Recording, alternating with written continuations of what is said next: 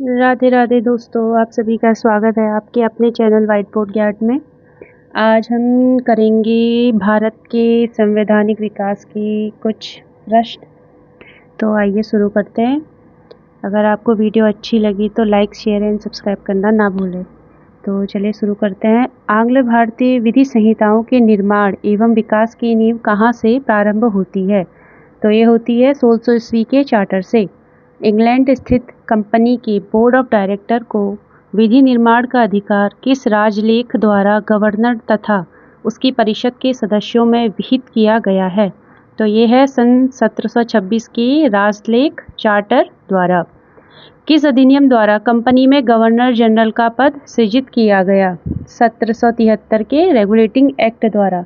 Governor general Warren Hastings के 4 सदस्यीय परिषद में पार्षद कौन कौन से थे? तो ये थे फिलिप फ्रांसिस, क्लूवेरिंग, मॉनसन एवं वर्नेल।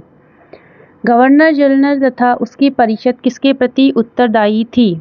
तो ये किसके प्रति उत्तरदायी थी? ये थी इंग्लैंड स्थित निदेशक बोर्ड ऑफ डायरेक्टर्स के प्रति। ईस्ट इंडिया कंपनी की प्रबंधन शक्ति किसमें निहित थी? तो यह थी गवर्नर जनरल एवं 24 सदस्यीय परिषद में। कलकत्ता में उच्चतम न्यायालय की स्थापना किस अधिनियम द्वारा किया गया? तो ये किया गया था 1773 के रेगुलेटिंग एक्ट द्वारा।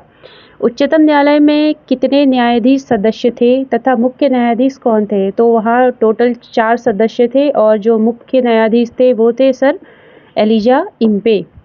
बंगाल का प्रथम गवर्नर जनरल कौन था? तो ये थे वॉरेन हेस्टिंग्स। तो अगला क्वेश्चन है, रेगुलेटिंग एक्ट 1773 के तहत कोलकाता में उच्चतम न्यायालय की स्थापना कब की गई? तो ये की गई थी 1774 ईस्वी में। और किस रेगुलेटिंग एक्ट द्वारा? 1773 के रेगुलेटिंग एक्ट द्वारा। ईस्ट इंडिया कंपनी पर संसदीय नियंत्रण का प्रथम प्रयास किस अधिनियम द्वारा किया गया? तो ये किया गया था रेगुलेटिंग एक्ट 1773 द्वारा। 1765 ईस्वी को एंग्लो इंडियन इतिहास का युग प्रवर्तक काल किसने कहा? तो ये कहा था इल्बर्ट ने। किस एक्ट के द्वारा सर्वोच्च न्यायालय की अधिकारिता से गवर्नर जनरल इन काउंसिल को मुक्त कर दिया गया था? तो ये है सन 1781 के सेटलमेंट एक्ट द्वारा। सर्वोच्च न्यायालय की राजस्व अधिकारिता को किस एक्ट द्वारा समाप्त किया गया? तो ये समाप्त किया गया था 1781 के सेटलमेंट एक्ट द्वारा। सर्वप्रथम किस गवर्नर जनरल को तथा किस अधिनियम द्वारा गवर्नर जनरल तथा मुख्य सेनापति दोनों की शक्तियां प्रदान की गई? तो ये की गई थी लॉर्ड कॉर्नवालिस को 1786 के अधिनियम द्वारा। किस अधिनियम द्वारा कंपनी के व्यापारिक एवं राजनैतिक कार्यों को एक दूसरे से पृथक कर दिया गया? तो ये किया था पीट्स इंडिया एक्ट 1784 द्वारा। कंपनी के कर्मचारियों पर उपहार लेने पर प्रतिबंध कब लगाया गया?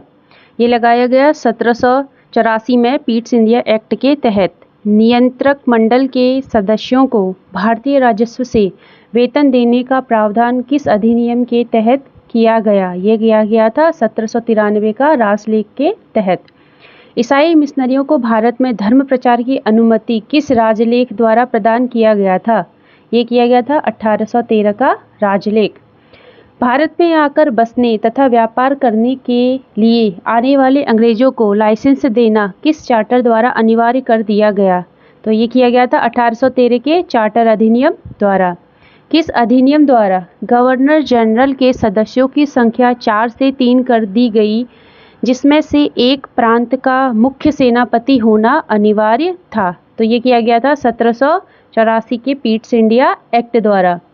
मुख्य सेनापति का गवर्नर जनरल की परिषद का स्वतः ही सदस्य होने का अधिकार कब समाप्त हो गया?